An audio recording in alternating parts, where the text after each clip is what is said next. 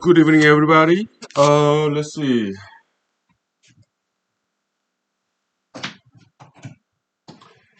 Uh, yeah, for exercise, let's do some martial arts, shall we? Yeah, yeah, it's great cardio and nothing fancy. Just don't have to be like, too fast or anything. Yeah, just as an exercise, right? Yeah. Okay. So I was watching a movie, Giant. There was some fighting scene. It was cool. Yeah, we'll talk about that movie later.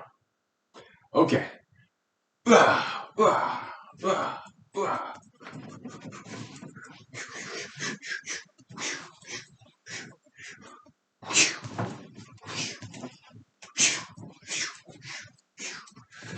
Ah, mm, mm,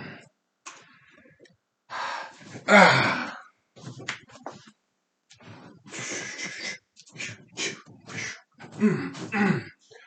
Okay, that should be good. All right, we'll take 5 minutes. Okay. Whew.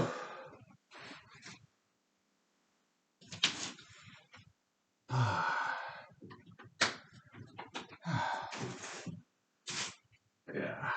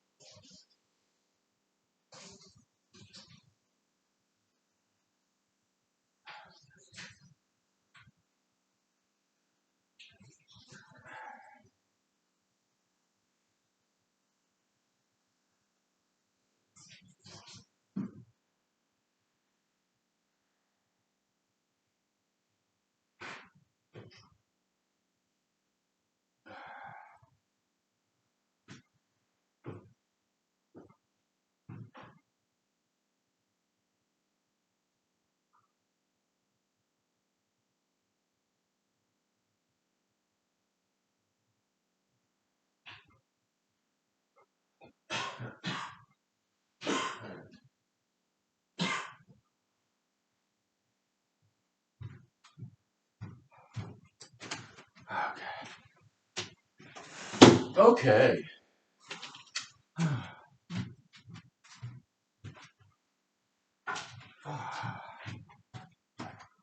So, yeah, happy Sunday evening, everybody. Um, and thank you for your time with me as usual. And yeah, my life is really simple. Uh, Monday through Friday, I go to work, come back home, write nowadays economics paper. On the weekends, take a nap, write, come here. After that, watch a movie, eat at the same time, go to bed. Very simple life. It's very monastic life, monastery. Um, Back in medieval Europe,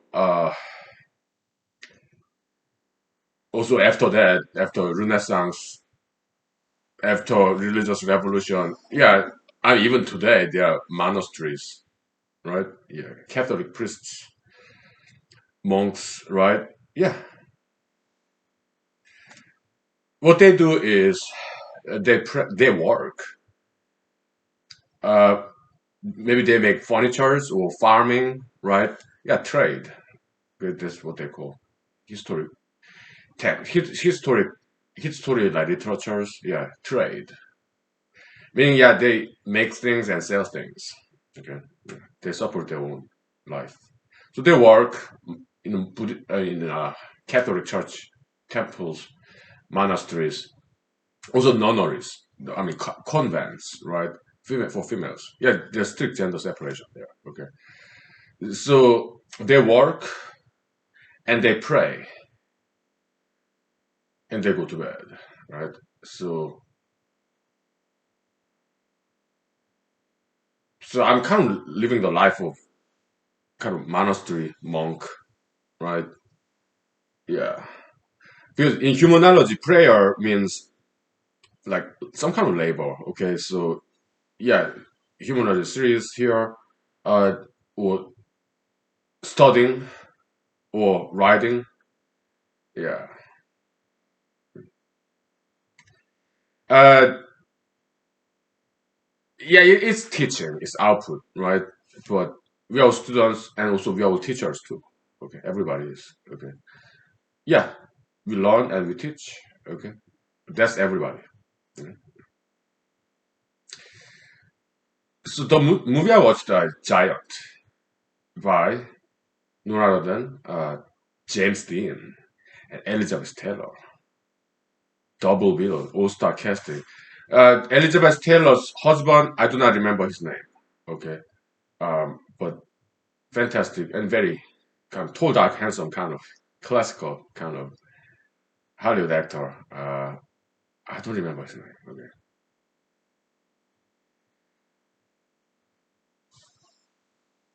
I'll look him up. Okay, so yeah, but Elizabeth Taylor, she's like charismatic female, very beautiful lady. Okay, she's brunette and she has this amazing charisma. She almost looked divine, like goddess. Okay, Elizabeth Taylor. Yeah, she's Caucasian. Okay, African American side. Uh, what's her name? Nat King Cole's daughter. All right, African American. Natalie Cole. She looks like goddess. Very beautiful lady. She has very feline, fierce eyes. Very beautiful lady. Natalie Cole, also great singer. She kind of like divine too. Okay, she looks like goddess. Okay, so yeah. So this movie, Giant, it was such a wonderful movie. Okay, I James Dean, right? There's this fighting scene between James Dean and Elizabeth Taylor's husband. Okay, it's just so hilarious and it's so well done. I mean, this movie is very. I cried a couple of times because it was so moving. The story, it was story of Texans. Okay, so spoiler alert. Okay, uh, so Elizabeth Taylor, I think her character was in Nevada, and her future husband in Texas. So she bought a horse from Elizabeth Taylor's family, and love at first sight. So they're married. They moved to Texas. I mean, Elizabeth Taylor, after she married him, they moved to Texas where his ranch was, like cows. Okay, and this guy had uh, an employee. That's James Dean. Okay, so oh my goodness, it's such a good story, and the story originally was written by female.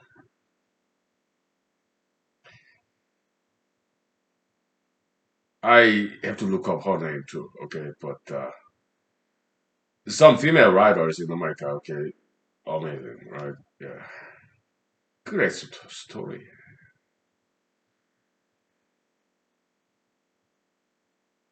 So as the story goes, uh, this employee, well, such a great story. So Elizabeth Taylor's. Let's take 5 minutes break. Okay, I'm gonna grab my cell phone and then I look up their names. Okay, so yeah, it was such a great movie. Oh, yeah.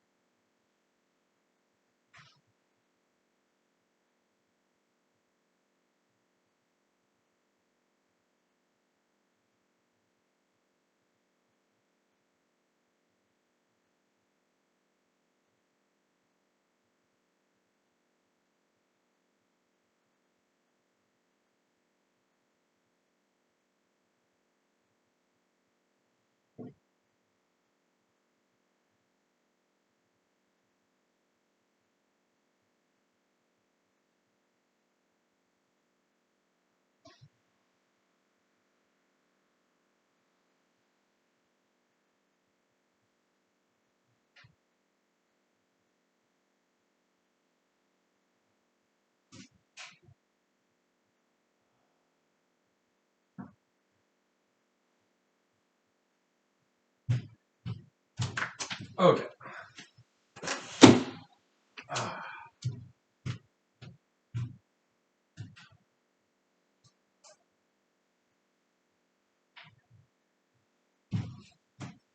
Uh, so yeah, Edna Farber is the name of the female writer who wrote original story. Maybe she published the book first. It maybe became movie later on. And the husband of Elizabeth Taylor in that movie is Rock Hudson. Okay, that's his name. Right. And so Rock Hudson, he bought a stallion, I think male horse, uh, from Elizabeth Taylor's parents, and I think it was her favorite horse. And she came with the horse because she married him, right?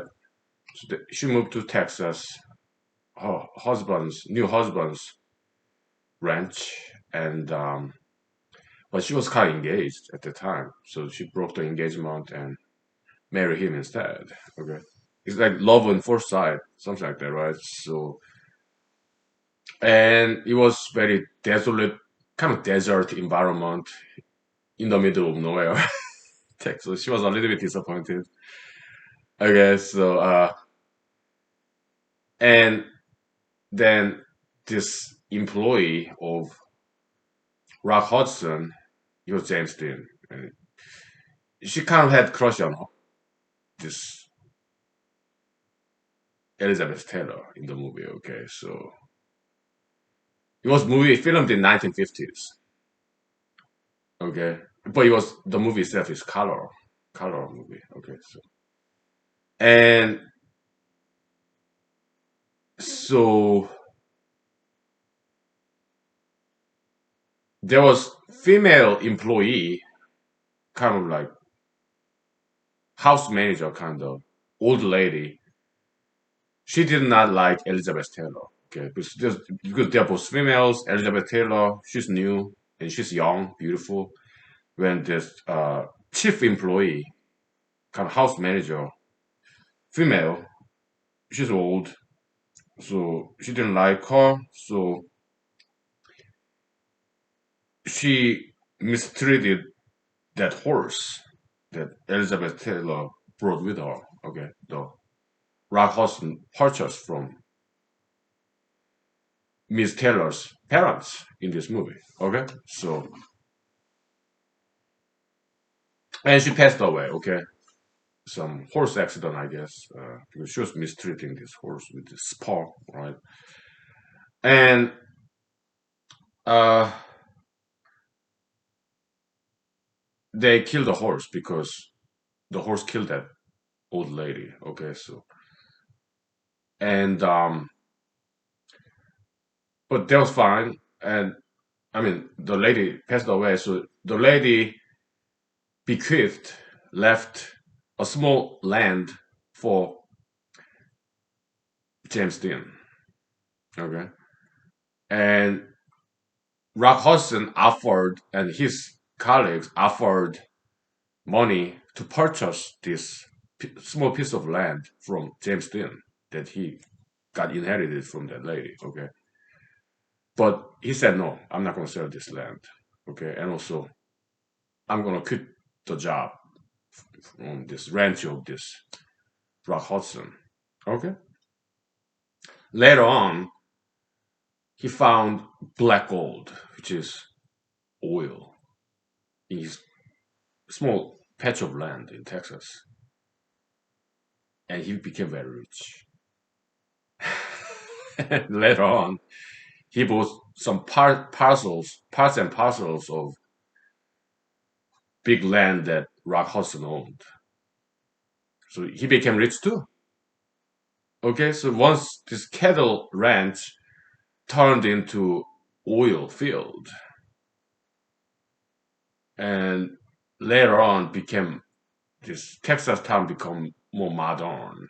Okay, so it's that passage of time that kind of story. It's kind of similar to the Gone with the Wind, a little bit. Okay, the passage of time, like generation after generation, that kind of story. Okay, yeah, old land, old custom, old industry being replaced by brand new industry, kind of right.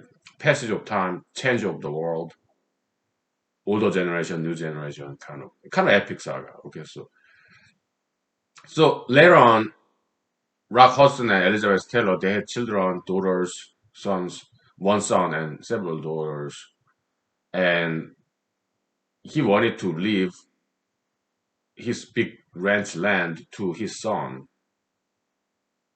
but his son did not like that farm lifestyle, so he decided to go to medical school in Harvard University, and he became a doctor. And later on, he married a Hispanic lady who kind of looked like Elizabeth Taylor a little bit. Okay, so it was like 1950s, so there was some racism. And later on,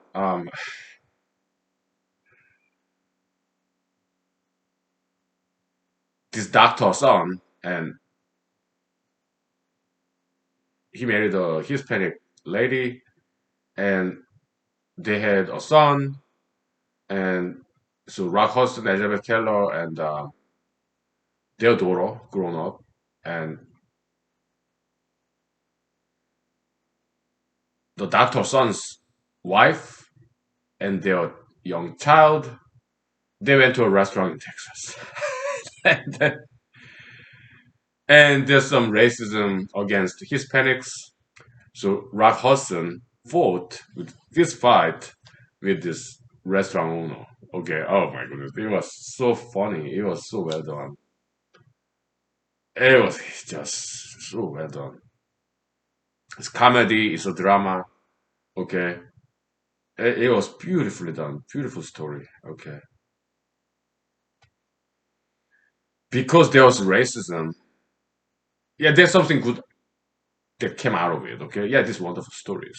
Okay, so Rock Hudson, on behalf of those Hispanic patrons, he fought this restaurant owner was kind of racist. Okay, so yeah,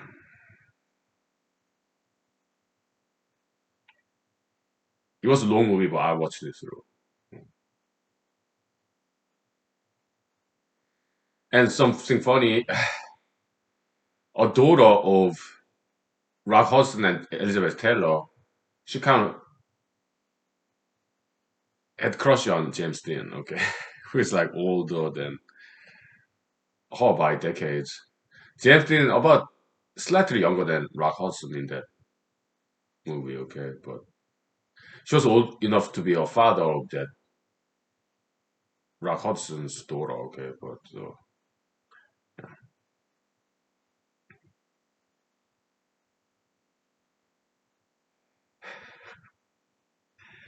and there was some celebration event, a party in a big hotel, like conference room kinda. They invited so James Dean became an oil tycoon, okay, in Texas, and there was invited famous guests like some politicians and okay, and James Dean was very drunk. Okay, it was just so funny.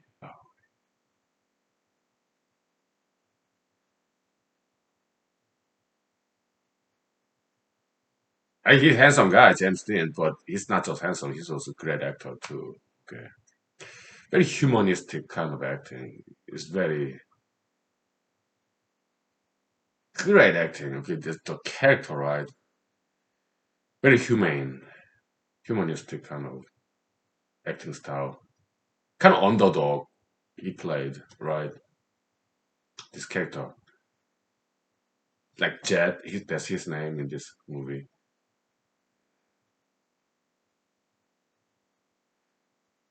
Yeah.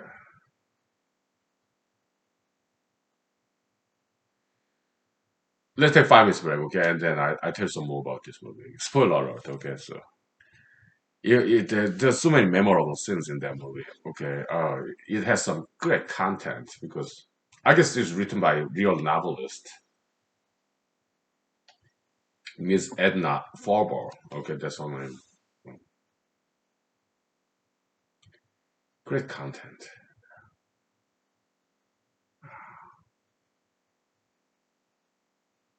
Yeah, let's take 5 minutes. Okay. Yeah, I did write before I came here.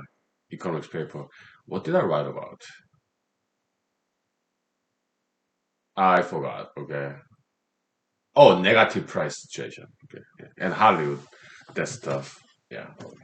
All right.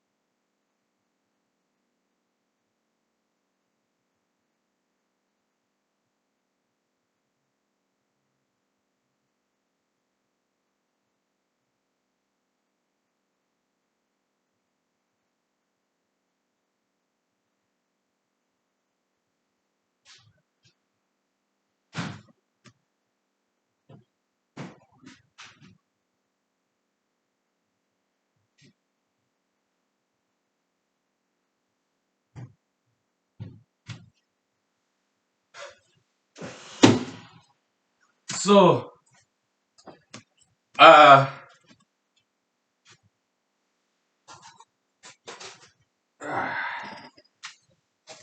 okay. Let me pour some wine. Okay. So,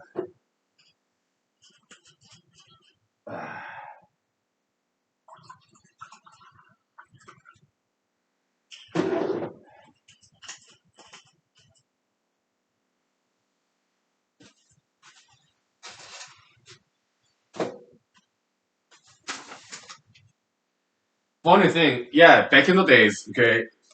Yeah, Americans used to drink quite a bit. Okay. So this guy, Rock Hudson and James Dean, yeah, they got like drunk many times in this movie. It was just so funny. And so we're happy Sunday evening. Cheers.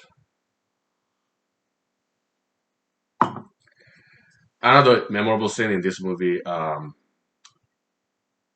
There's this one scene I that was most memorable to me. Okay, there was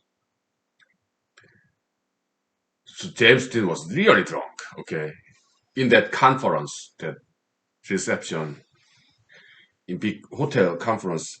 I guess he owned that hotel actually. Okay, so and so he was very drunk, but he was supposed to give a speech, right? And so he came drunk.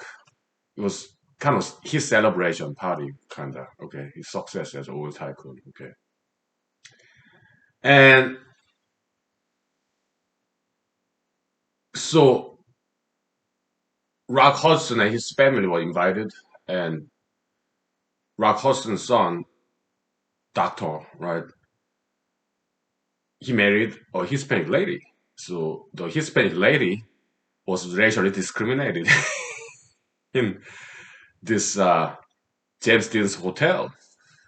So this doctor's son got angry, so he wanted to fist fight with James Dean, but other people held him, okay, so that he cannot punch James Dean, but James Dean did punch him, okay. So and Rock Hudson, the doctor's son's father, he stood up and he asked James Dean, "Hey, let's get out of this place because there are too many people watching. So let's get out and fight." And James Dean said yes. Okay, so they went to a kitchen, well, some warehouse back in of this hotel building. Just two of them. Okay, so this is a scene that's the most memorable to me. Okay, so Rock Hudson, hey, put up your fists, let's fight. And James Dean was way too drunk. Okay, so he was like barely standing. Okay, because he was way too drunk. Okay, so and Rock Hudson, being a very good gentleman, you know what, forget it. I'm not gonna fight you. You're too drunk. Okay, but James Dean was like still, that's the scene I really my favorite scene there in that movie. Okay, so yeah, I'm drunk, but yeah, you know what, I can still fight you. Right, beautifully filmed.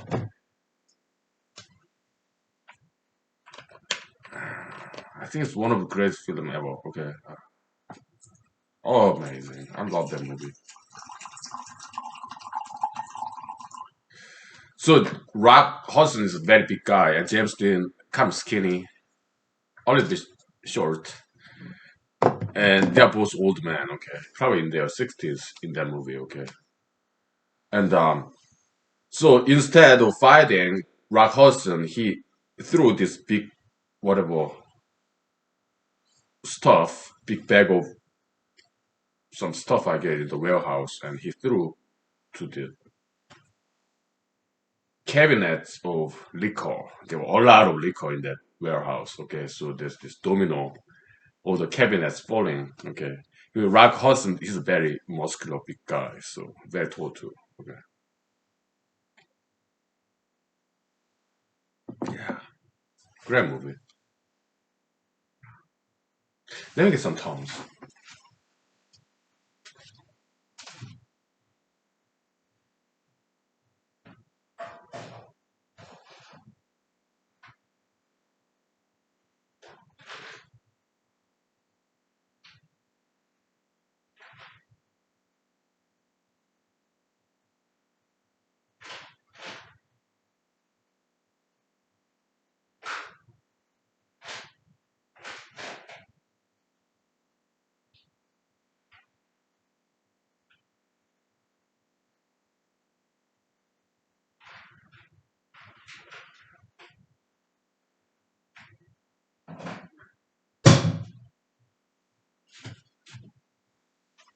Yeah.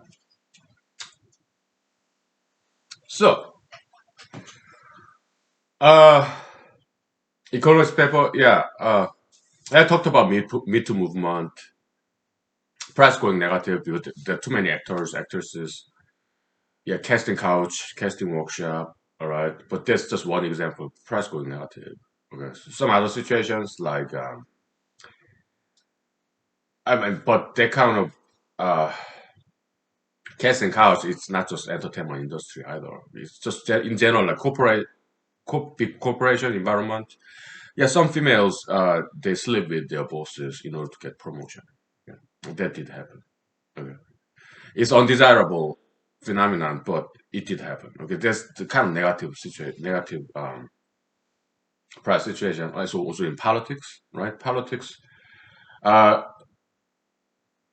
candidates like what once I was, yeah, they use their own money for their campaign. Okay, and I did too. Okay, the fixed number of supply, I mean fixed number of demand, elected offices, public offices, right? But there are too many candidates, so price goes negative, oversupply and fixed demand situation. Okay. Yeah. Price is equal to demand minus supply. Okay. So when supply is bigger than demand, the price go negative.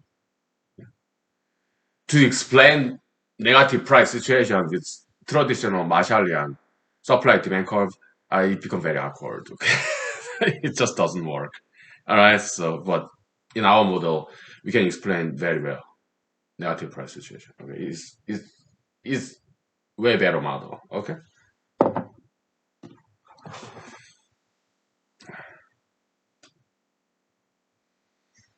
So next section in this paper that I haven't not written yet will be the formation of price equilibrium. Okay, so it will be the maximization point of in that transactional demand curve. That's it. Okay. So, but Professor Alfred Marshall explained it as supply curve and demand curve intersection, right? That's the that's his price equilibrium point, which is beautiful. Okay, it's very intuitive. Okay, but it's not a correct model. That's the beginning of this paper. I mean, motivation for this transactional demand theory because we don't see supply and demand as two separate independent functions.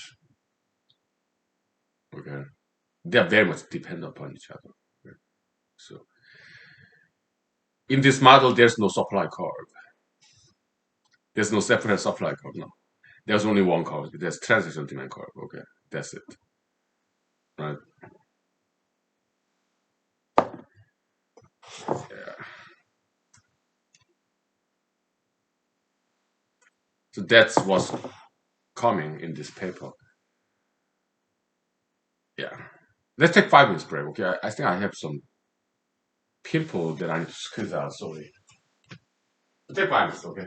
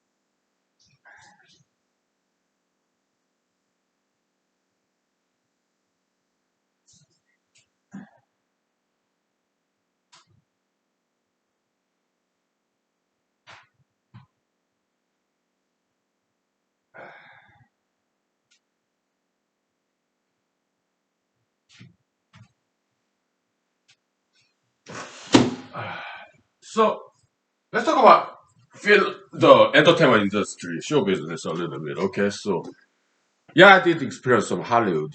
Okay, as a startup actor, independent filmmaker, screenwriter for my movie, also composer for my movie, Self for Metaphobia. Yeah, all the music composition. Yeah, I did all that stuff. Okay, so also as an animator too, there's some animation sequence, dream sequence in that movie. Okay, Therapy for Metaphobia. So yeah, but before that, I went to school in Madison, Wisconsin, way back, and I took backstage craft class. Okay, it's I think something very beautiful, right? Background people to make actors, actresses look as good as possible, bestest. Okay, we did our best to make them look good. Backstage craft. Okay, also makeup artists, hairstylists, right? The dressing, costume designers, they do their best, the bestest, so that actresses, actors look their bestest. I think it's something very beautiful, right? Yeah, background people. When I was in the U.S. Army, I was electrician for helicopters. Okay, so we were like supporting force. Okay, the prima donnas, they are like pilots of helicopters and also infantries, right? They are the prima donna, the main character in this theater of war, right? We're just supporting forces, which is like 99% of us. Okay. Yeah, in the army, there are cooks, mechanics, electricians, and truck drivers. Okay, we are supporting forces. Okay. They're like 99% that are supporting people. Okay. Also like HR, human resources, like logistics. Okay. Yeah. Yeah. Unsung heroes. Okay. I think it's something very beautiful. Right. Yeah.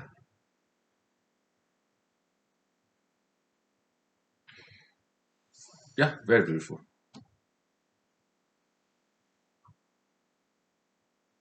Humble. Right. Yeah.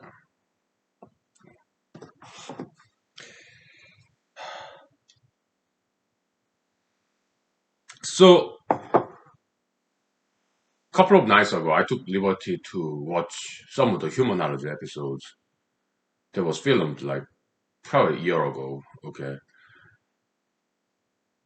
I like the part with mathematics, but other parts when I just talk, it's kind of boring, right? I'm sorry. But this is one place I just relax and drink, right? Yeah. Anyway, so back to the movie, Giant, right? Another very interesting scene was this. Okay, so James Dean, he discovered oil in his land, small patch of land. So he drilled down, right? And this black gold, okay, going up. So he was like it goes up and then it come down. So it's like rain, right? So it's covered with oil. And then he drove to Rock Hudson's house and he said, "Look at me. I'll be very rich and I will purchase your land one day and turn it into oil field. Okay, I'll be very rich." And he made a comment to Elizabeth Taylor, like, what did he say?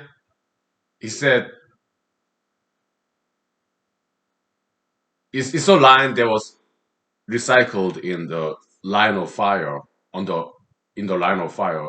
That's what's his name? The Clint Eastwood movie. Okay, Secret Service movie. Okay, so yeah, you look so beautiful, like good enough to eat. He said that James Dean said that to Elizabeth Taylor. So Rock Hudson punched him in the face, and other people stopped him. Okay, yeah, hey, stop fighting. Okay, and then James Dean, when people were holding Rock Hudson, punched him on the face and on the abdomen, and he ran away and drove away. Okay. Oh boy, it's such a funny scene. Grown man fist fighting, right? Oh, it was hilarious. Okay. Very romantic the way it was filmed, narrated. Like, yeah, this underdog guy discovered oil in his small patch of land and became oil tycoon, right? And replacing his former boss, Rock Hudson's land and turn it into oil field,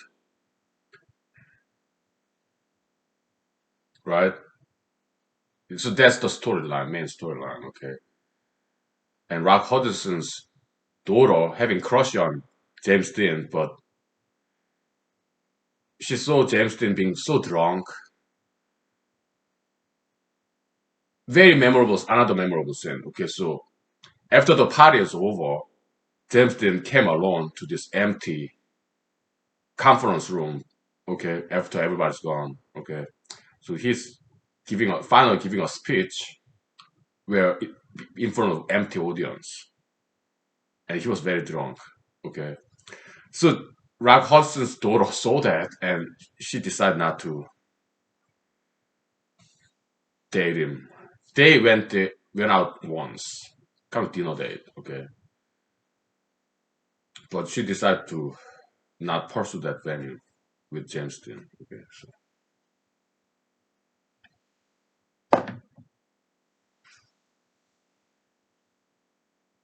another memorable scene. So Elizabeth Taylor, very charismatic and very beautiful. She has this feminine charisma, right? So she's kind of alpha type, right? And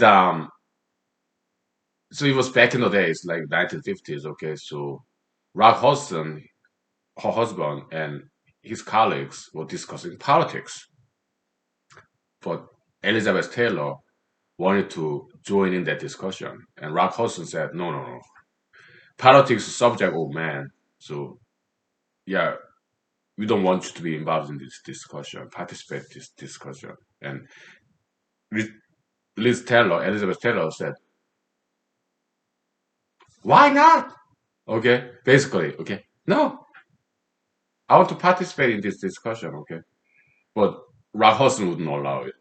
Okay, allow her to be participate to this political discussion. Okay,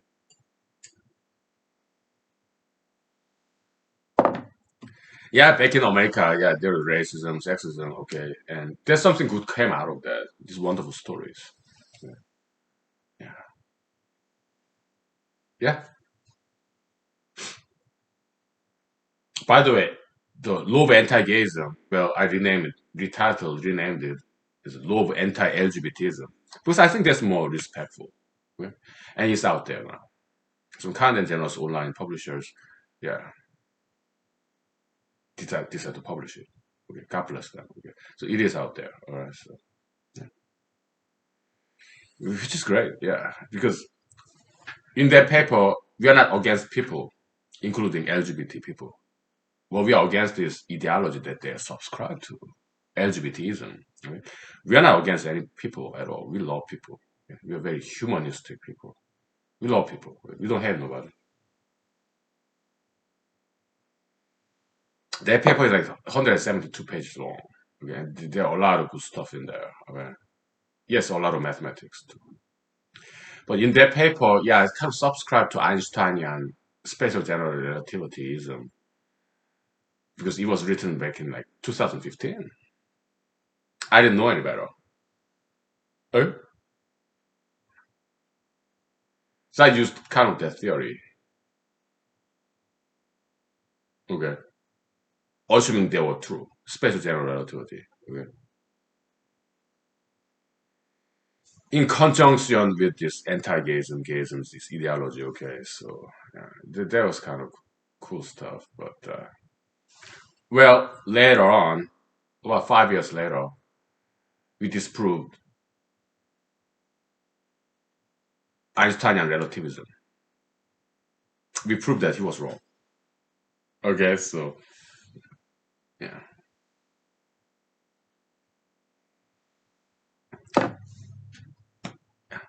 It happens. All right, we'll take 5 minutes break. Okay? Oh,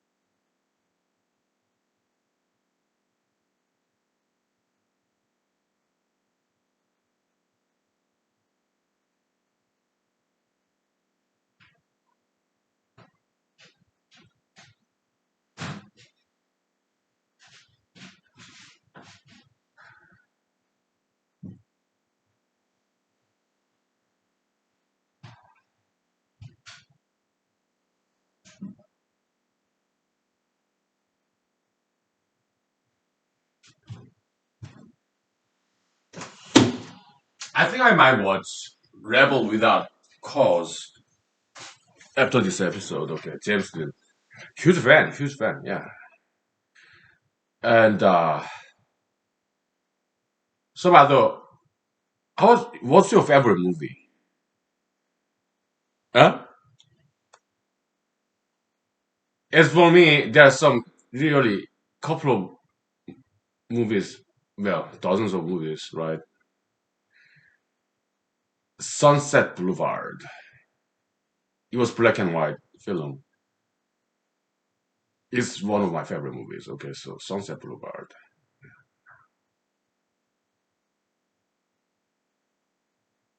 It's about retired actress in a big mansion. Okay,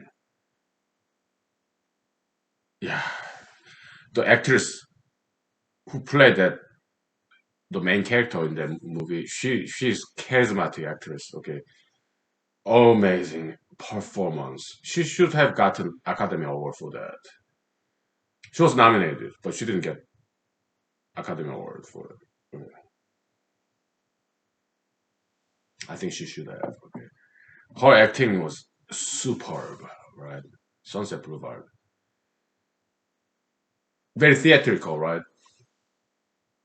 It's like soul acting. Okay, she's acting with performing with her soul. It was like wow, one of the greatest performance I've ever seen. Okay, Sunset Boulevard. Yeah, and great story too. Okay, so just amazing. Maybe I watched that movie. Okay, Sunset Boulevard. Yeah,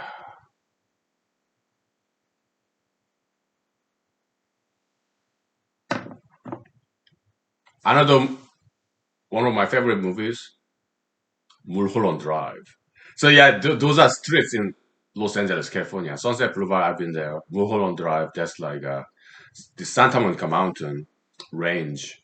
On top of that range that divides San Fernando Valley and Los An- the like Los Angeles downtown, like Santa Monica and stuff.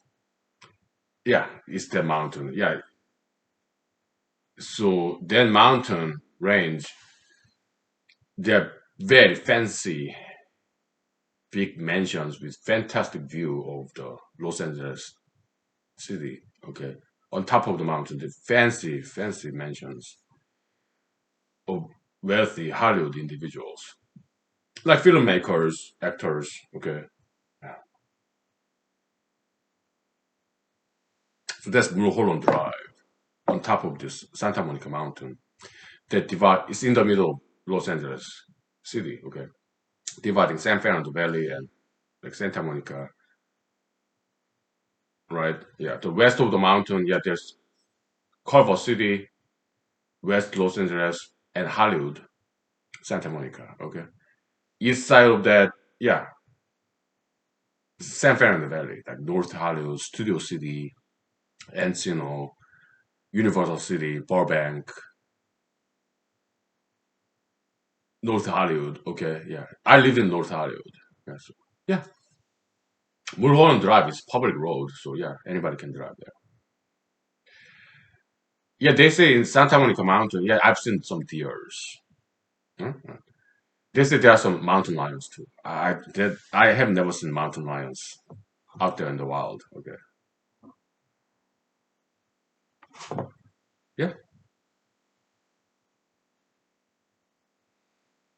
I love Los Angeles landscape. Kind of dry, but it's beautiful. California desert landscape. I love deserts. Right,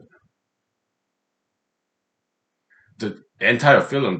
I mean, most of the therapy for metaphobia film. It was filmed in the Mojave Desert, California. Okay, Red Rock Canyon State Park. Okay, beautiful. I love desert. Yeah, it's so dry, so lean. Yeah,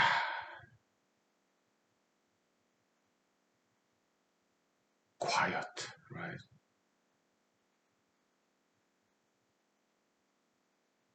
desert.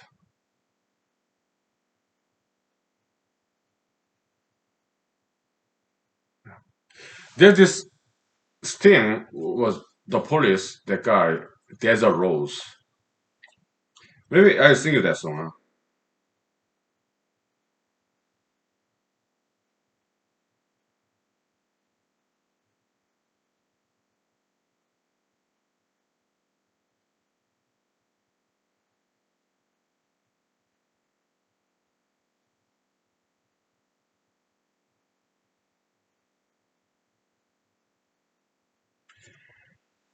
Wow,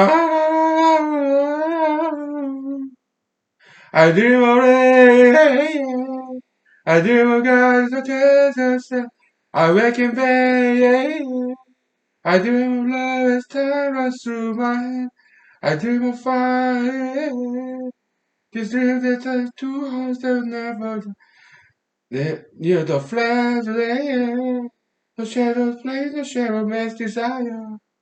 Yeah, I love this song. Okay, Sting, right? Yeah, again, he went solo after he was in this band, Police. Okay, huge fan. Oh, they're fantastic. Yeah. Yeah.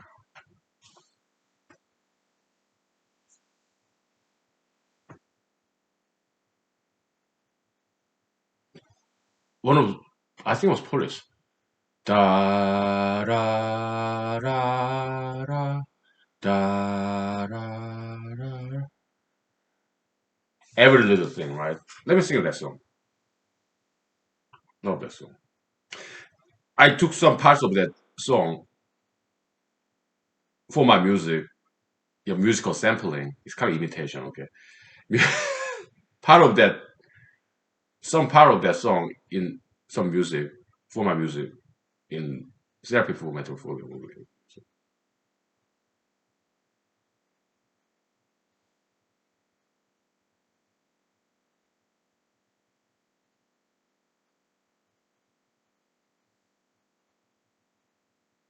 every little thing she does is magic. The police. Okay, yeah, the Sting guy, whatever his name is.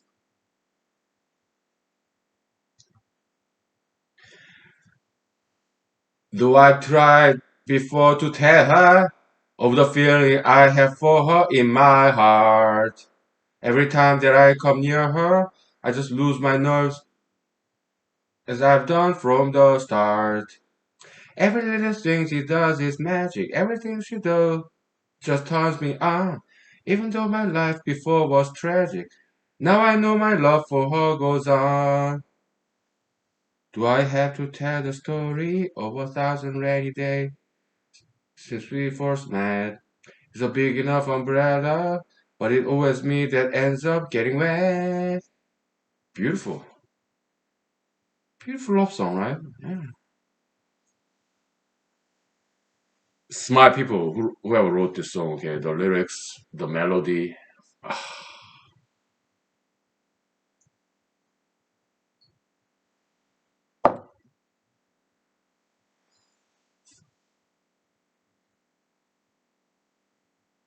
So what's the part in this therapy for mental phobia movie that took some musical sampling? Yeah, it's that beginning part of that. Every little thing. She does this magic. Da ra ra ra da ra ra ra. That chord sequence, okay? Yeah. In dream sequence scene in the therapy for mental phobia. Da ra ra ra da ra ra ra da ra ra ra da ra ra ra da ra ra da da da da da ra. Yeah, that part is sampled from there. Yeah. Some insider story, okay? So if I ever become famous, I will have this commentary for this movie, okay? Therapy for Metaphobia, while I'm watching it, okay? If I become very famous, because you buy your DVD of some Hollywood movies, they have this option to turn on this director's commentary. At the same time, you watch the movie, like Back to the Future. Yeah, you can turn that on, director's commentary, okay? And as the movie goes on, they comment about that particular scene at the same time. Okay, so I did watch some of that Back to the Future and some other movies. Okay, so when I was in Los Angeles, California, studying films. Okay, all right, we take 5 minutes. Okay, answer for correct. Okay.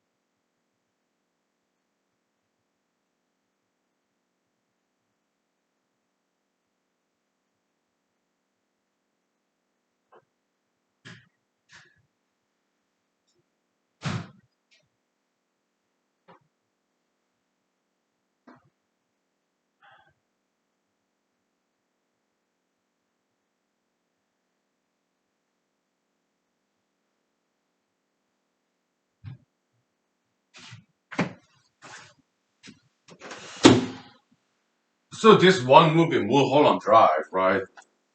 It was the director was what's his name? I don't remember. Okay, but Mulholland Drive, whereas it's very experimental, theatrical kind of movie, artsy, art film. Okay, huge fan of it. That's one of my favorite movies of all time. Mulholland Drive. Okay, it's a story about Hollywood actress, their struggle, their dream, right? It's kind of like dream. I when I first saw that movie, I didn't quite understand what's going on. Okay, but I looked up in the internet and some, blog. Okay, I think it was female who explained the plot summary, what it means. Then, yeah, now I don't understand what's going on in the movie. Okay, but when I saw it, I had no idea what it all meant. For some really smart people, okay, I think it was female blogger explained what the plot summary was. So spoiler alert, okay. It's about an actress's dream, okay, to become a movie star in Hollywood, right? I love that movie because it was so well done. Yeah. Beginning, yeah, spoiler alert, okay. Beginning scene, yeah, this swing dance, right? Very fancy American dancing style swing, okay. So, and they have this jazz music. I love jazz. Da da da da da da da. Maybe it's trombone or trumpet. Okay. Da da da da da da da. Great percussion too. Da da da da da da da da da da. Right? Yeah. Wonderful opening scene. Okay.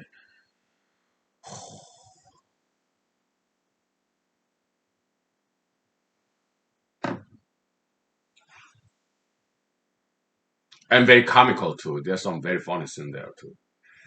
I think they in that movie, Mulholland Drive, there, as a part of that movie, there was this hot dog joint. I think the name of that hot dog joint is Pinky's. Okay. I've been to that restaurant. There was long line, okay, very long line, and we'll talk about that situation in the economics paper too. Okay, yeah, and but some restaurants in every big cities in America, there are a couple of restaurants like that in every big cities in America, right? Very famous, but they refuse to franchise. So customers they pay with their time. Long waiting, long line, like kind of spiraling around the restaurant building, right? The parking lot, right? Yeah, it was that experience. I did wait, and the hot dogs were really good, extraordinarily good. Okay, I don't know what they put in there. Just hot dog sausages. It was very long. Okay, but it was magical. Okay, yeah, it was worth the wait. I waited for an hour just for to experience that. Okay, yeah, Los Angeles experience. Okay, yeah, the hot dog was really good. Okay, it was fantastic, juicy.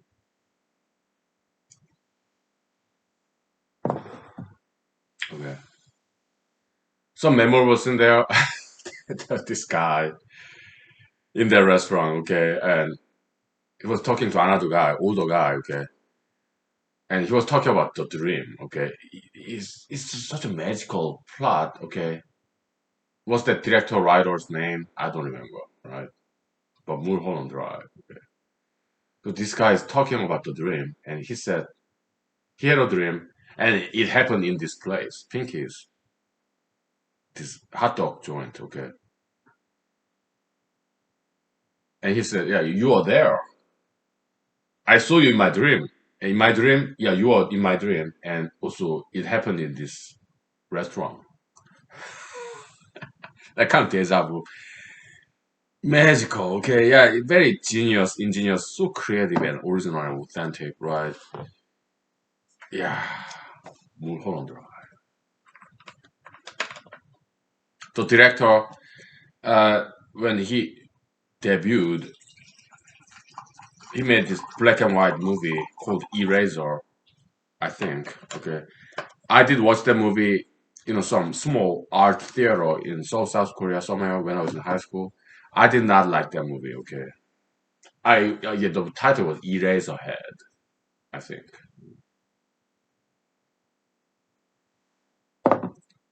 I did not like that movie. Okay, it's weird. But in Hollywood, they say, yeah, the first film of a director is always weird. Okay, I guess. Let me look up his name. Okay,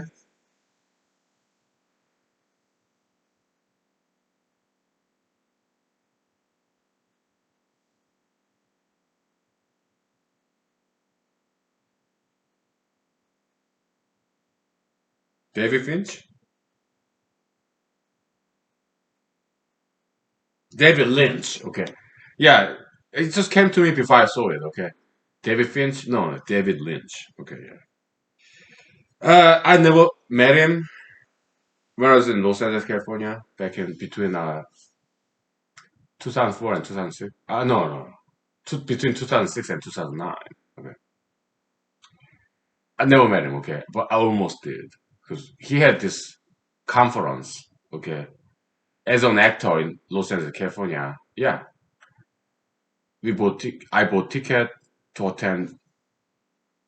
It's kind of lecture, okay. Yeah, I went there. There was just too many people there, okay, long line. So I just came back home, okay. It's just, yeah, I'm a huge fan of Mr. Director David Lynch, but too long line. I just came back home, okay. But yeah, but listen to radio when I was driving back and forth to my job as a computer programmer. Right. In the radio interview, yeah, Mr. David Lynch, it was live radio, some talk show. Okay, they asked him, Mr. Director David Lynch, do you like any contemporary movies? And he said yes. What movie do you like? Contemporary movies. He said, uh, Born Identity or Born Supremacy. I think he said Born Supremacy. Okay, that was like back in 2007, 2008. Yeah. I did not like that movie. Okay, Born Identity, Born Supremacy. Okay, Matt Damon. He's kind of Harvard University dropout, kind of elitist. Okay, so I didn't like that movie, although I never watched it at that time. But one of my favorite directors, Mr. David Lynch, who I admire and appreciate, he said Born Supremacy is a good movie. Okay, so okay, let's check it out. So I watched that movie and I came to like it a lot. Yeah, Arnis, Filipino martial arts star, right? Jason Bourne. I also watched Bourne Identity too. Okay, I really liked it. Okay, so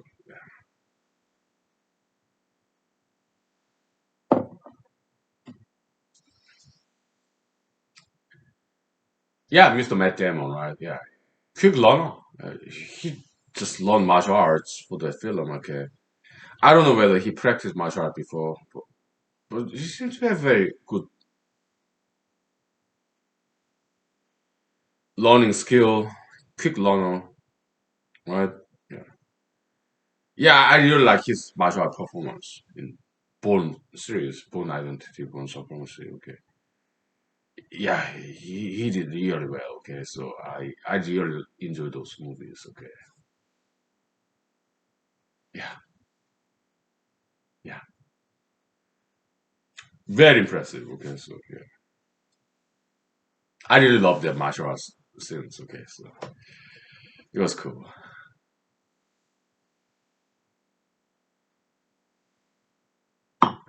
All right, we'll take 5 minutes break. Okay. Okay. All right.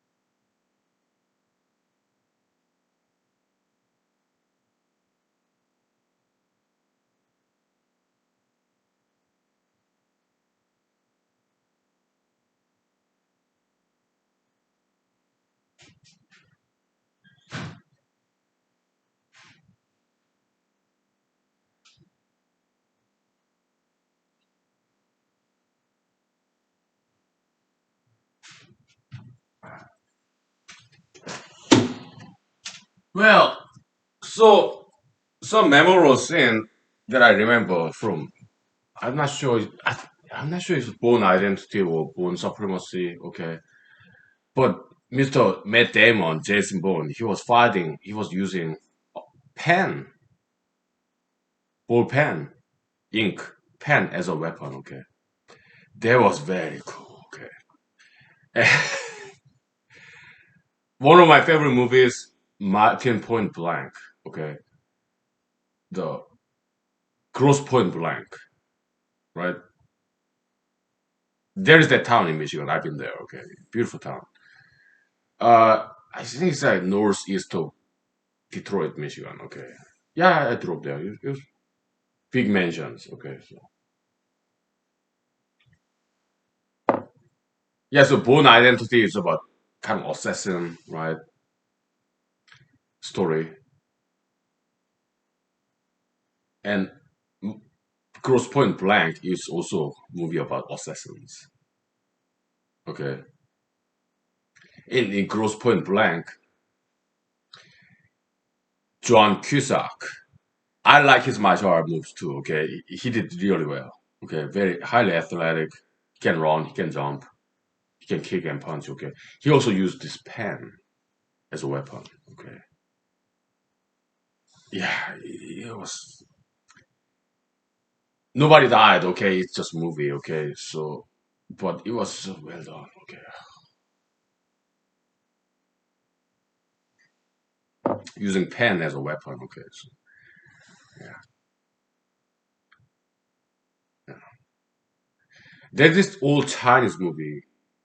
Jet Li was in there, and some others. Okay, Swordsman too. Okay, I have those DVDs. Okay, yeah, Cross Point Blank, Swordsman 2. I have DVDs.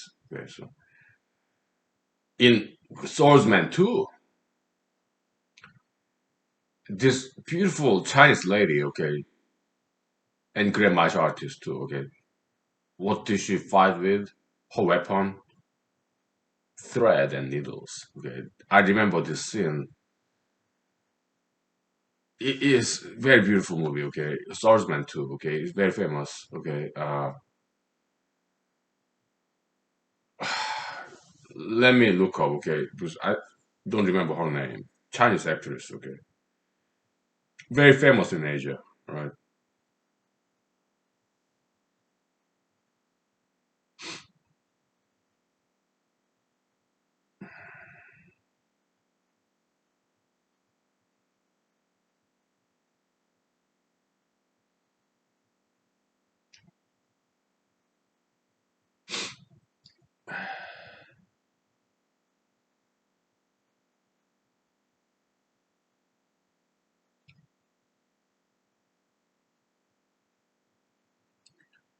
What's her name?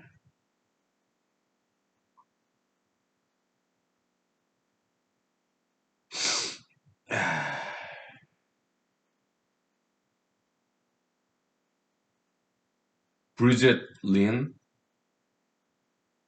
But that's English name. What's her real name?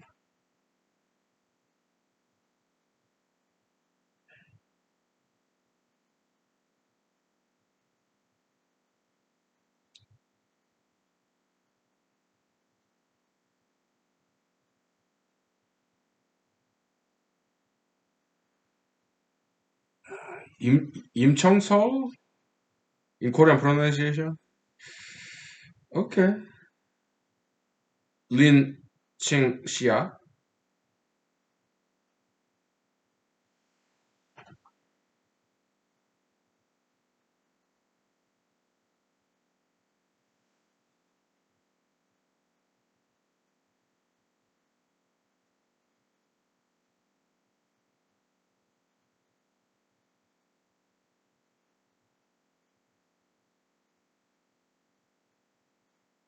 Yeah, Lin, okay, in Korean pronunciation, Lim or Im, that means forest. Okay, Chong means blue, and Seol means snow.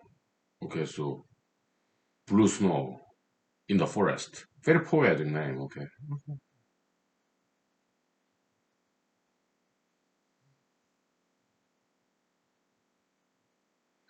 She's known for beauty in Asia. Okay, she's Chinese actress. Taiwanese, Hong Kong. Okay, yeah, Taiwanese actress. All right, so she's known for being looking so young when her number actual physical age is old.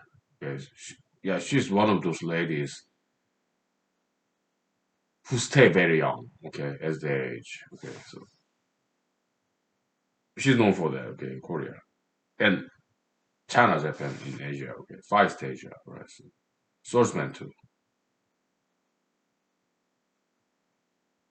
with Jet Li. Okay,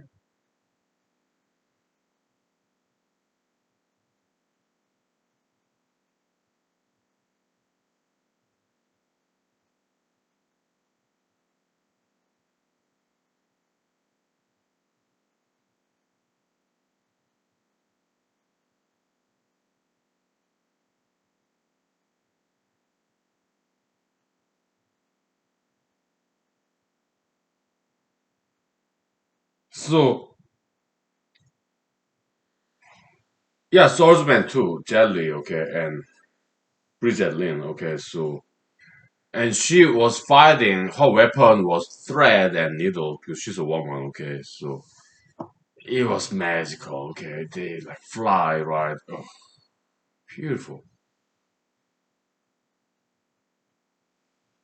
And her opponent had this big, this kind of like fork, big stuff. Okay, and she was controlling him with this thread and needle. Okay, yeah, it was beautifully done. Okay, so fantastic. So in this movie, Giant, I like this general theme of women like Elizabeth Taylor taming and controlling wild men like Rock Hudson, right? Was that his name? I think so. I like those movies where it portrays, domestic situation where wife is taming, domesticating wild man, right? I'm not a feminist, but I like that fact, that theme in some movies. Wife taming wild man, her husband, okay? Wife being metaphysically stronger than man.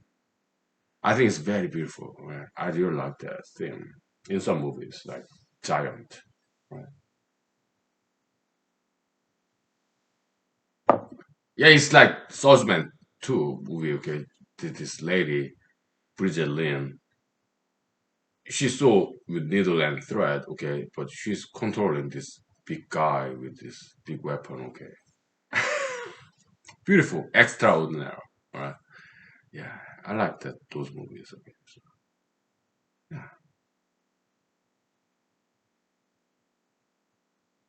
The femininity, the gentleness, overcoming masculine physical strength, conquered by feminine metaphysical strength. All right, that's something very extraordinary and very beautiful. Mhm. Okay, we take 5 minutes. Okay.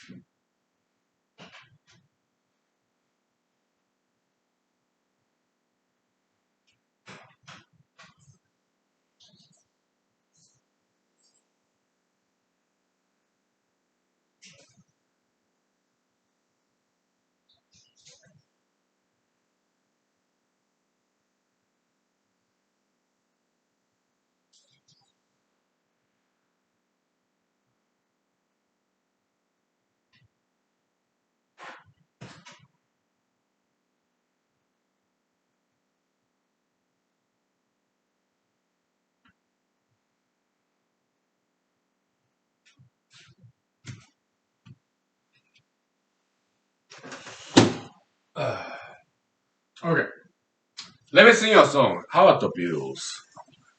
All right, yeah. How about Lucy in the Sky with Diamonds? Do you know that song? I don't know how young or old you are, okay, but I'm kind of old school, all right. Huge Beatles fan, okay, so yeah. This is LSD, Lucy in the Sky with Diamonds. Maybe, I think so. But John Lennon denied it. And it was John Lennon singing, okay.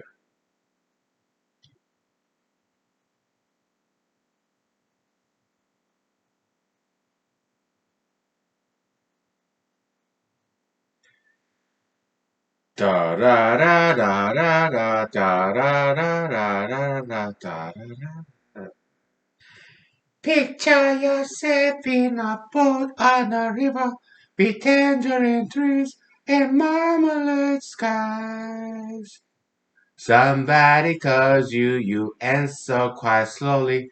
A girl with kaleidoscope eyes. Cellophane flowers of yellow and green towering over your head. Look for the girl with the sun in her eye and she's gone. Lucy in the sky with diamonds. Lucy in the skies with diamonds. Lucy in the sky with diamonds. Ah, Lucy in the sky with diamonds. And bass guitar, I think it's Paul McCartney. Dun dun dun dun dun dun dun dun dun dun dun. Huge fan of bass guitar. It's just walking bass. Okay, beautiful. I love bass guitar. Some of my friends know how to play it. I don't. It's too technical. Okay, I don't play any musical instruments. Okay, I don't have that kind of talent. Some of my friends do. Huge fan.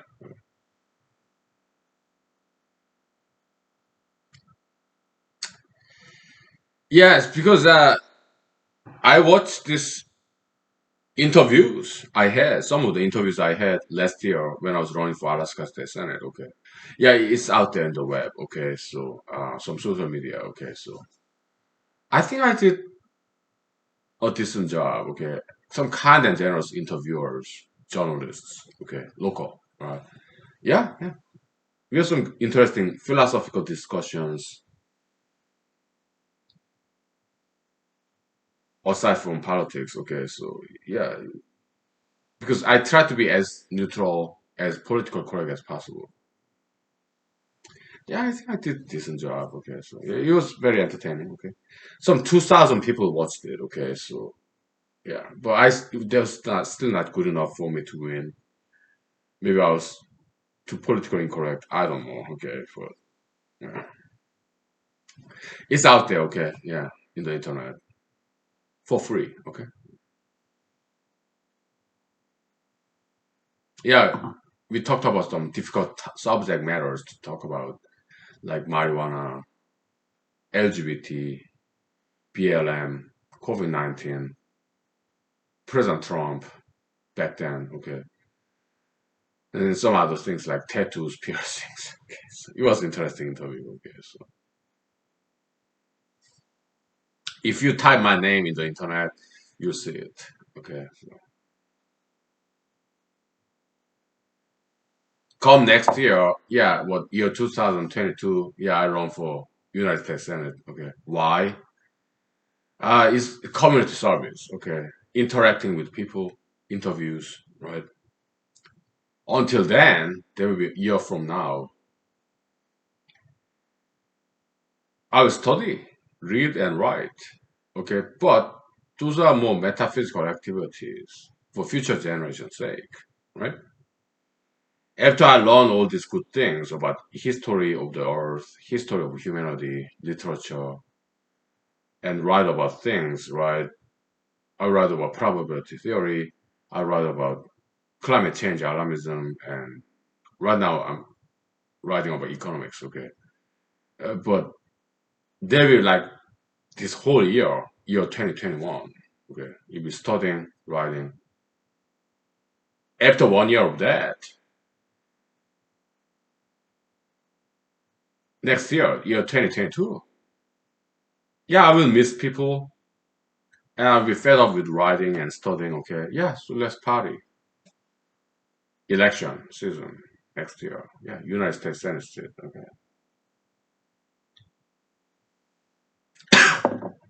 Yeah, it's always for interviews. Okay. Of course, I donate money for their time. Yeah, go to political meetings, right? And start reading the news, get informed. Contemporary current affairs next year, right? By then, yeah, COVID-19 will be well over. Okay. There are vaccines. Okay. And yeah, immunity. They say herd immunity. Yeah, I don't like the term. It's evolution. Okay. Yeah. It's immune system, yeah, immunity. Okay. So next year, COVID-19 will be very, very over. Okay. I also plan to visit South Korea too after COVID-19 is over. Okay. Yeah, say hello to my uncles, aunts, my parents, family members, relatives, my friends, my parents' friends. Okay. Yeah, in South Korea. Okay. In and about. Right.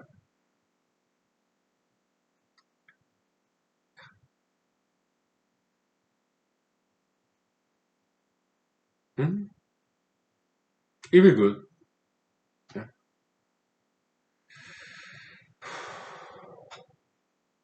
But until next year,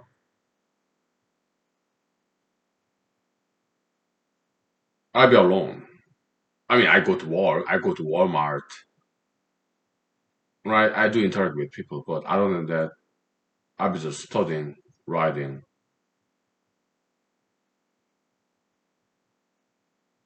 Yeah.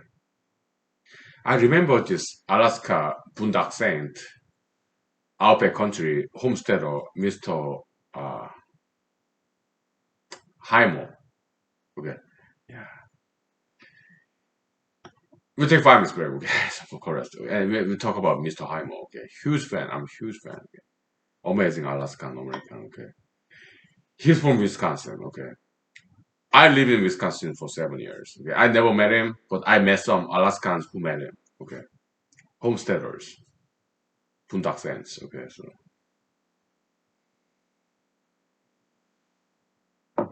okay, we'll take 5 minutes. Okay.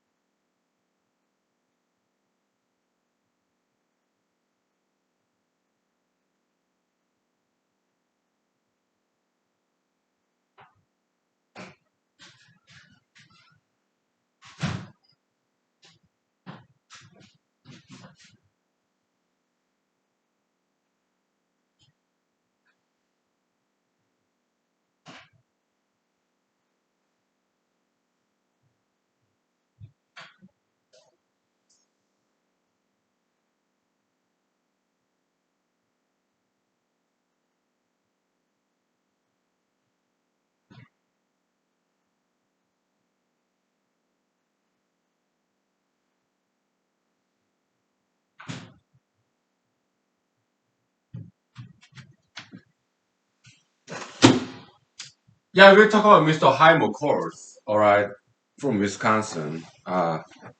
Before that, I'll sing a song, okay, Beatles. Bass guitar, okay. I just love the Beatles bass guitar. I think it's Paul McCartney playing bass guitar, okay, so. Uh, Rain.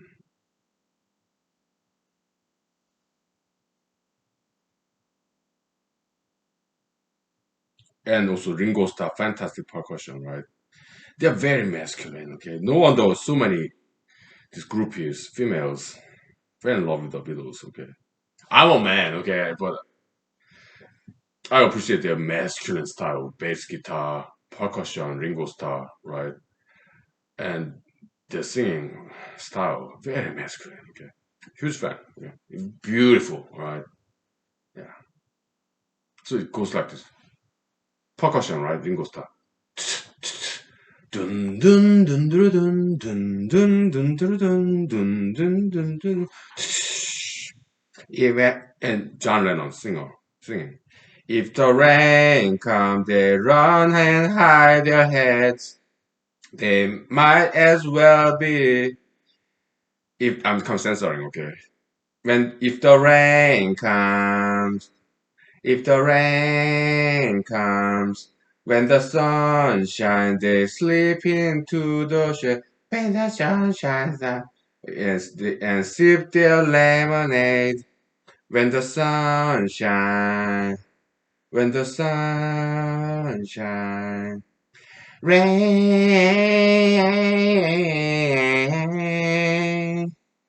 I don't mind. Dun, dun, shine.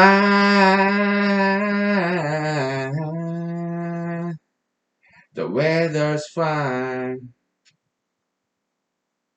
I can show you that when it starts to rain, when the rain comes, everything's the same. I can show you. I can show you. It goes like that, okay? Yeah. Beautiful song. It's not a love song, it's like nature song. It's an appreciation of beauty of the nature, rain, okay, sunshine, right? Kind of rhymes that way, right? Yeah. Beatles, yeah, they lo- they wrote a lot of love songs, but also they wrote some philosophical songs like Indian fusion, Buddhism, Hinduism, okay. George Harrison, right? And he learned how to play guitar, okay. Beautiful, right? Yeah, and they sing about philosophy, nature, right? So it's not all about romance, okay? Yeah, God sent, okay? Musical prophets, all right? The Beatles.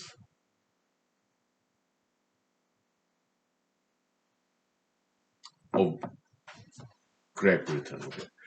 Let me flush my eyes, okay? Something got in my eyes.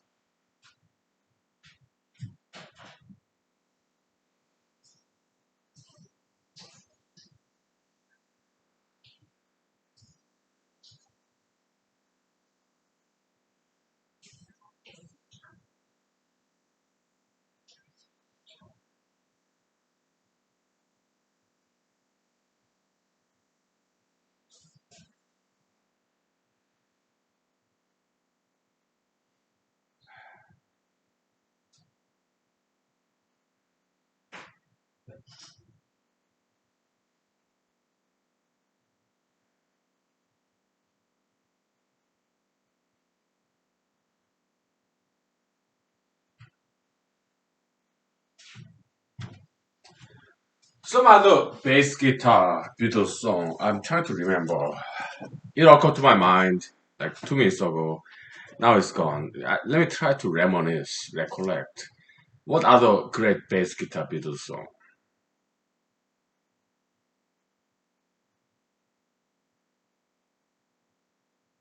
And there great electrical guitar, acoustic guitar Beatles songs too. But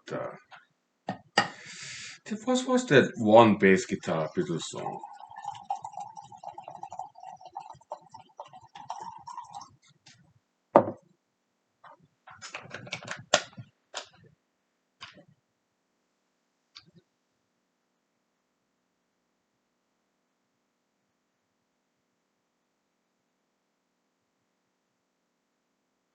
What album was that? It was Sgt. Pepper's Lonely Hearts Club Band. Was it Mr. Tour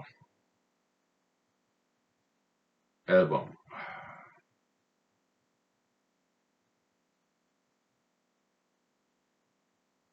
Yeah, Lucy in the Sky in the Diamond. Yeah. Do do do do do do do dun, dun, do, do, do, do. Ah, beautiful, right? Yeah.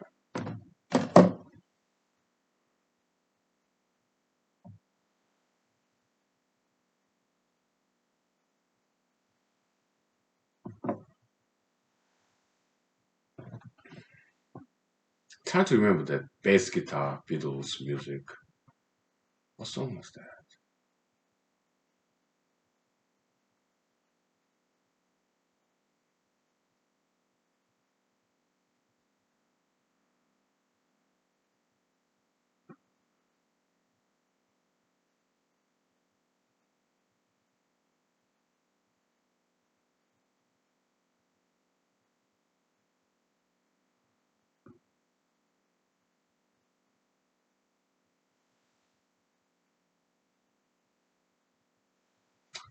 I don't remember. Okay, I'm sorry. Slipped through my memory. Lost the track of my thought. Okay.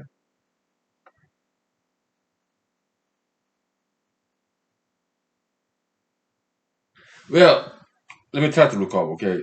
I think it was in Sgt. Pepper's Lonely Hearts Club Band. Okay. What's that discography?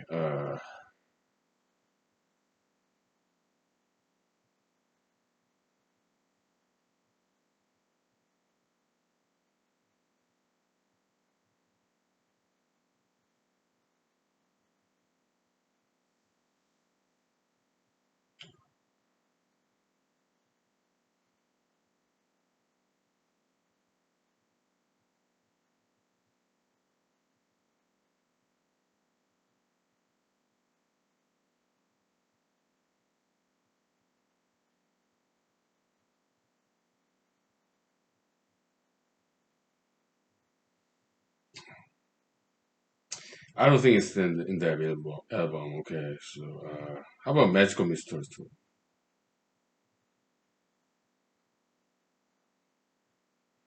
This is the soundtrack.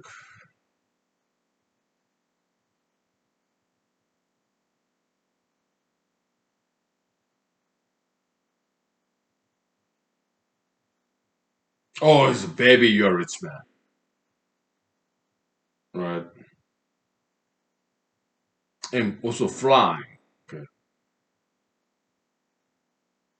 Baby You're a Rich Man. Okay. Yeah, let me sing you that song. Okay. So, if you don't mind.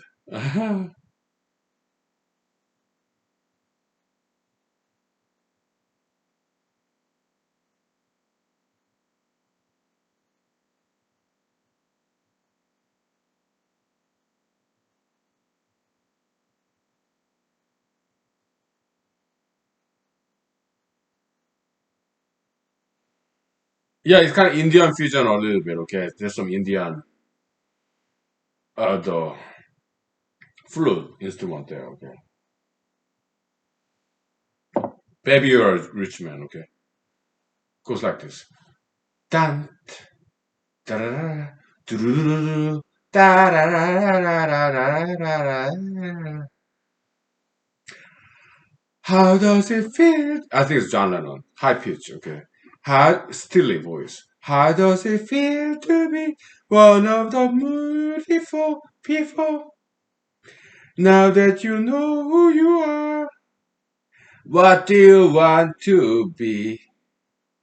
Have you traveled very far, far as the eye can see? How does it feel to be one of the beautiful people? How often have you been there? Often enough to know. What did you see when you were there? Nothing that doesn't show. Baby, you are rich man, baby, you are rich man, baby, you are rich man too. You keep all your money in a big brown bag inside of zoo. What are things to do? Do do do do do do do do do do do do do do do do do do do do. That's bass guitar part. Oh, yeah. How flying. Well, there's no lyrics. It's instrumental. Magical Mystery Tour. Okay. Huge fan. Back in the days when I was in Madison, Wisconsin, majoring computer science. Okay, during the Halloween. Okay, I was in my apartment alone and turn off all the light and play this Magical Mystery Tour to celebrate Halloween. Okay, by myself in my apartment. Okay, and there's this instrumental music in that album, Beatles, Magical Mystery Tour. Okay, flying goes like this. Dun dun dun dun dun dun dun dun dun dun dun dun dun dun dun dun. Acoustic guitar. Do do do do do do. Da da da da da da da da da da da da da. And chorus, male. Da da da. And also keyboard, electric keyboard. Okay. Da da da da da da.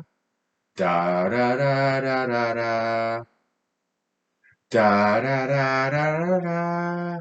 La la. Da da da da. La la la la la la. La la la la la la. La la la la la la. La la la la la la. It goes like this. Yeah, yeah, it's a blues chord progression, African American style. Okay. So the Beatles, John Lennon, he learned from Elvis Presley. Elvis Presley, he learned from African Americans. Yeah, blues, gospel. Okay. Yeah. Yeah, so African American style blues chord progression, like 145, something like that. Okay, yeah, it's very has universal appeal. Right? So in some of the music I compose in for therapy for Montefiore, yeah, it's some of that has blues chord progression. Okay, African American style. Okay. What's that tune? Yeah, the title I didn't quite title, but I kind of did. Okay, in the back of my head, yeah, something like Everybody Repent. It's very end at the end of the movie when this title sequence. Okay, yeah. Da da da da da da da da da da da. Yeah,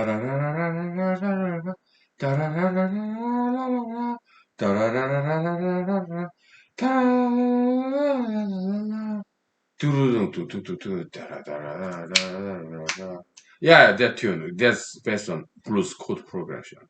When I was in Madison, Wisconsin, I took this musicology class. Okay, yeah, we learned as part of the course. It's not agenda, memorandum, syllabus. Okay, one part of that was blues chord progression, African American style. Okay, one of the bestest classes I've ever taken, musicology. Okay, Madison, Wisconsin. Okay, another class, the bestest class I've ever taken. Yeah, Madison, Wisconsin, artificial intelligence. Okay, fantastic classes. Okay, yeah, I remember. All right. We'll take 5 minutes break. Okay? And we'll talk about Mr. Heimerkorth in Anwar, Arctic Wildlife Reserve. You know, Arctic National Wildlife Reserve, Anwar. Okay, he's a Bundak Saint. Okay, he lived with his wife. He had children. Okay, his wife, Alaska Native lady. Okay, I think her name is Edna. Okay, and his name, yeah, Mr. Heimerkorth, very legendary figure. Okay, so what? In 5 minutes. Okay, so, yeah.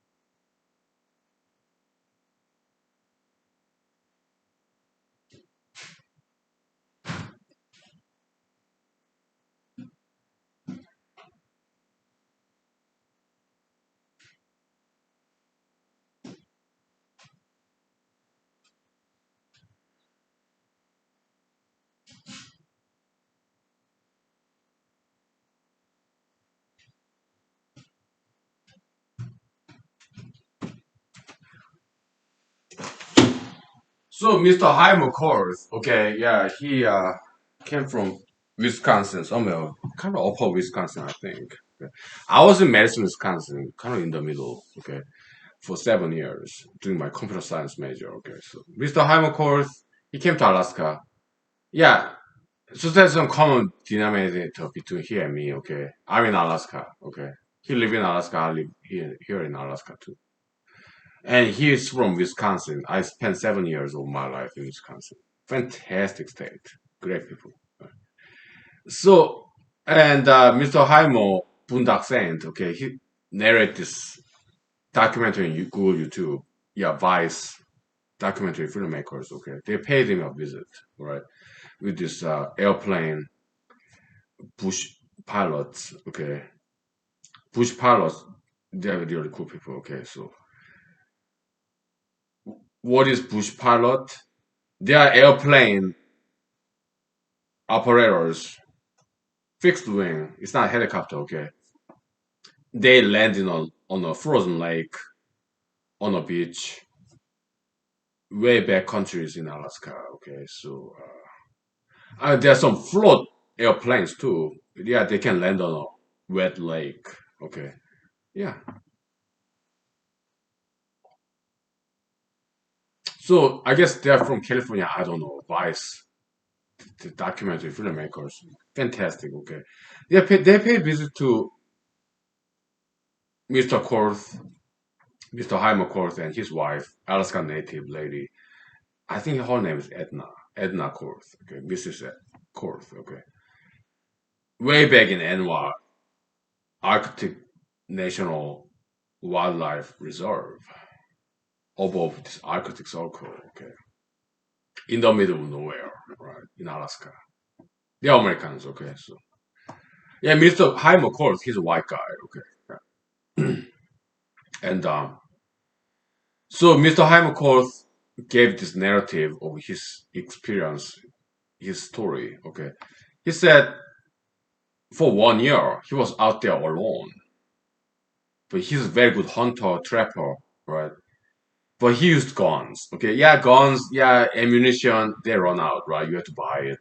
But back in the days, we can learn from ancestors, our ancestors, hunters and gatherers. They use bow and arrow, fully recyclable. And some smart hunters, at this tip of the arrow, they use poison, natural poison from mushroom, frogs, toads, or some plants, or maybe even venomous snakes. Okay, to expedite these haunted animals' death. Okay, yeah, I poisons their proteins. If it's fully cooked, it's harmless, right? Protein folding, okay, three-dimensional structure. When you boil it, it's rendered harmless.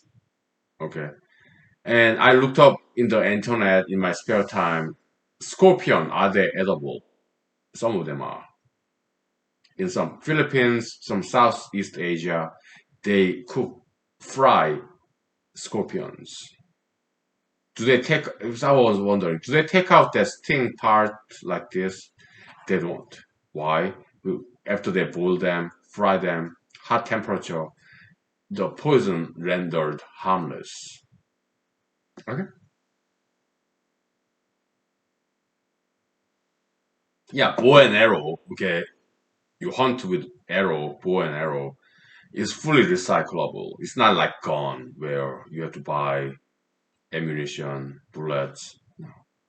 Bow and arrow fully recyclable. Okay, but Mr. Heimer he did not use bow and arrow. He used rifle. Okay?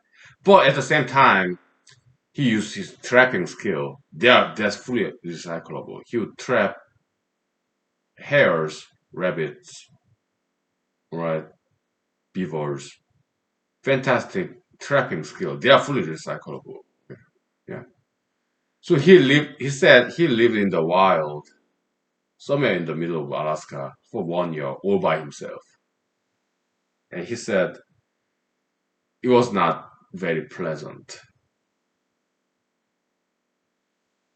Later on, he said, "Yeah, I will buy the need food, but our mind need people. Very philosophical, right? Huge fan.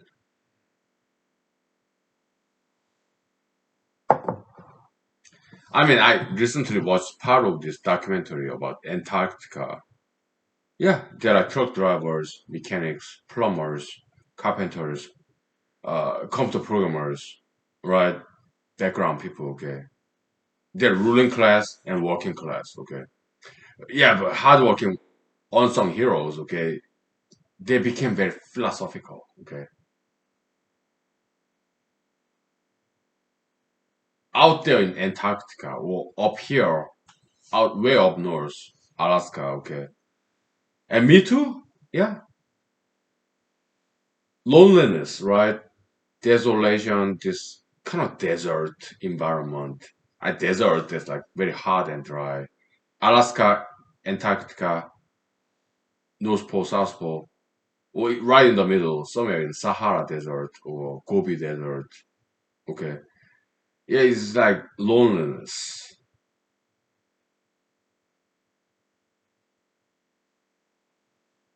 quietude, solitude. We are alone, right? And some of us become very philosophical, right?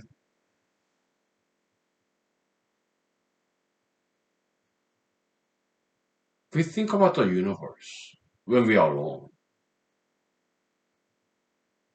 We think about the nature, God, history, eternity, something beyond this contemporary life. Extension. Yeah, Rene Descartes, Baruch Spinoza, right? Extension. Okay, so when we are alone, it's some line from 24 series episode. Okay, yeah, my favorite president in 24 series, President Logan. Okay, he was in a house arrest. He committed some crime when he was president. Okay, so 24 TV show. Okay, yeah, President Logan, my favorite president in the 24 series show, TV show. Okay, yeah, Jack Bauer. Okay. So I think it was 6 seasons, something like that. Okay. So President Logan, after he got out of the office, White House, okay, he got into house arrest. Okay, he experienced some solitude, loneliness, right? He said in 24 TV show, American, yeah, Fox channel. Okay, he said something like, yeah, when you're alone, okay, uh,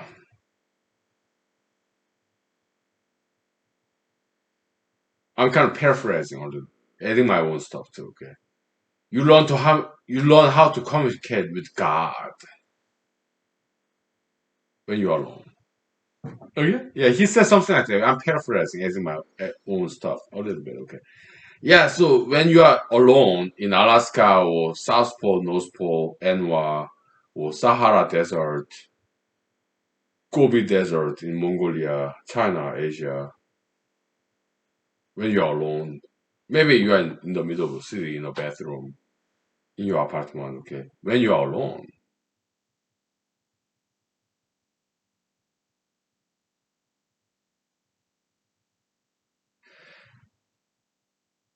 I mean, you learn about this concept of eternity. There's nobody else but you. You're alone in a desert in Alaska, South Pole, North Pole, Antarctica, wherever, right? You're alone and you look at the nature. It's so quiet.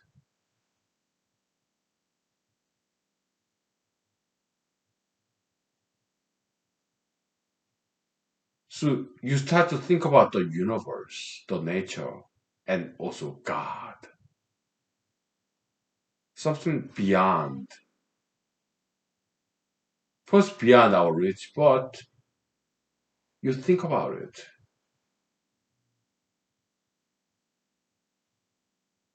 right?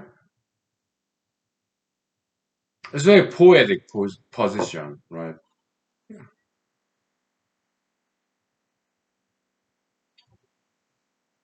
In solitude, loneliness, right?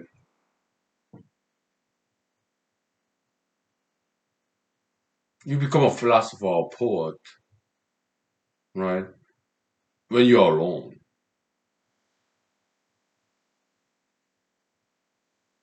Yeah.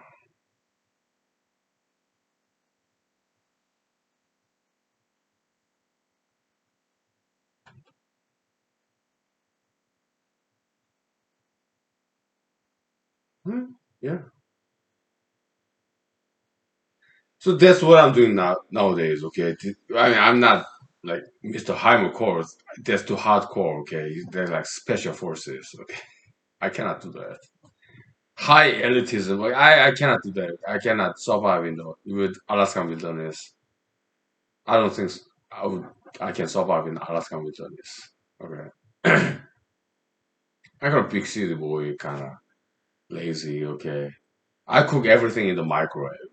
Right. So I don't think I can survive it out there in the Alaskan wilderness. I doubt it. Yeah. Yeah. But at least in theory, I know how to do so. Yeah. How to make shelter. Tree branches. Okay. Yeah. Make a shelter. Okay. Keep warm. How to make fire. Yeah. In theory, I know. Okay. All this. Okay. Tree branches. Okay. I learned that before I came to Alaska when I was in Ann Arbor, Michigan. Ypsilanti, Michigan. Okay. I watched all these documentaries. How to make fire with plant wood branches. Okay. In theory, I know. Okay. But I've never done it.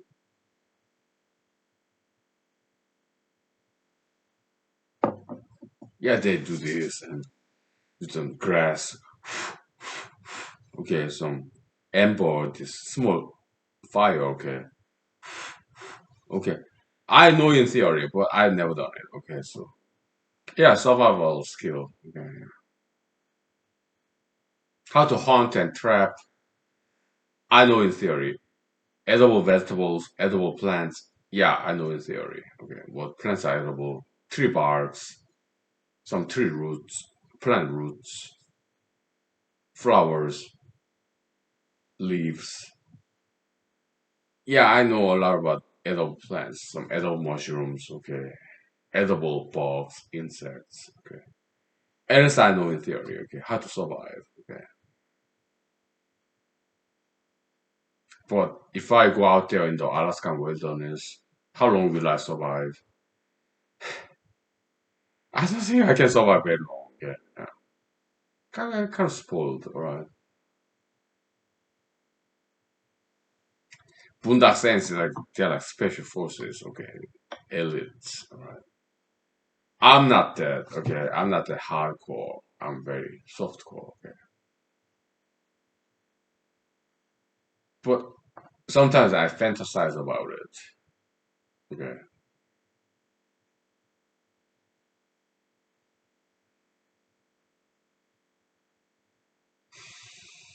Yeah.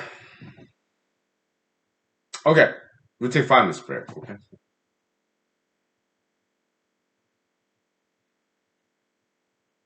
Yeah. We'll wrap up this very soon. Okay. So, all right. Yeah.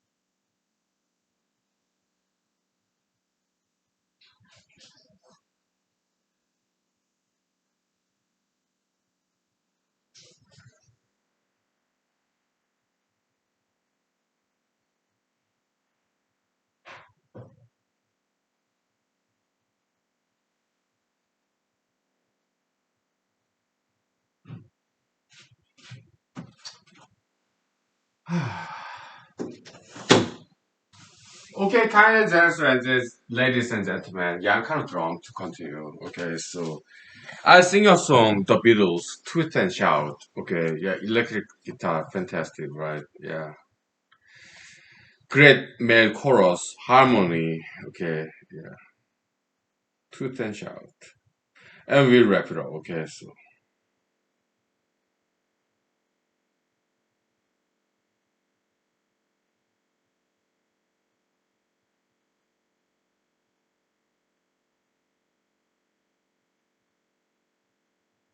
yeah, this uh Hispanic song, which is fantastic. Okay, yeah. Para pa la la bamba. Dun du du du du du du dun du du du.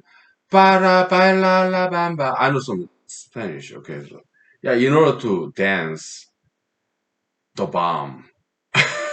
Okay. Para pa la la bamba.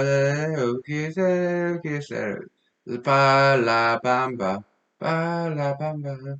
Do do do do do do do do do. They got some musical sampling from the Beatles, in my opinion. Okay, I can tell.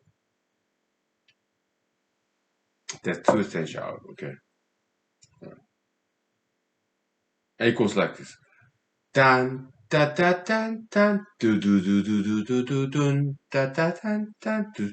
Yeah, some variation, minor variation. Okay, Hispanic people, South America, they learn from Beatles. I think.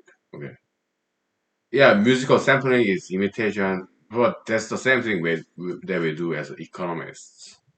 Okay, yeah, Marshallian. Mr. Professor, I've read Marshall, supply demand curve, some goods and bads. We are cherry picking, sampling. We take the goods and discard the bads. Okay. There's traditional demand curve theory. Okay. It's somewhere in the music too. Okay. Two cents out. Okay. We're shaking up, baby, now. This John Lennon. Okay. Twist and shout. Come on, baby, now. Come on and walk it out. You know. Yeah. You look so good. It's so good. Going. Ah. Ah. Yeah, just Beatles. Right. Beautiful. Okay. Okay. Happy Sunday evening. Okay. Yeah, I gotta get back to work tomorrow. Okay. It's good. Okay. I'm very grateful that I still have a job, house, car. Okay. Food. All right. What was the dinner menu? I think it would be McDonald's. Double. I'm just double quarter pounder. No cheese, no mayonnaise. Okay. It's in my refrigerator. It will take about 2 minutes to microwave. For the milk, I have soy milk, right? Unsweetened. I may drink that or I have some fat-free milk. Fat-free milk, yeah, cow milk, it will take about 30 minutes to warm it in the microwave. Okay. I'm a single guy, alright. So okay. Alright. God bless you for generations to come. Right. God bless you. Thank you. Good night. Okay. Bye.